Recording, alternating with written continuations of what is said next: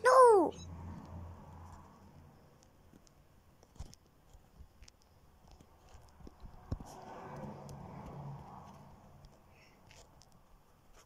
Na. Na.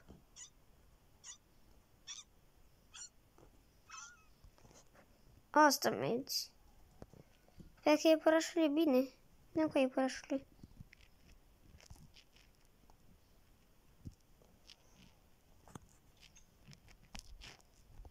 Hai, du-te.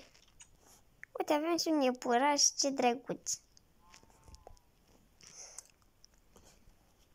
Avem numai un singură piatră.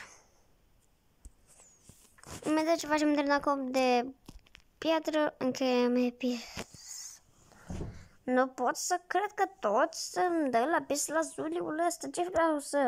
Ce vor să fac eu cu lapis lazuli? La cât lapis am nevoie eu? Să iau un pic de aici. Ce se întâmplă dacă iau de aici? Nimic. Hop. Merg aici, bam. Gata. O să vă regăsesc în episod. Pa!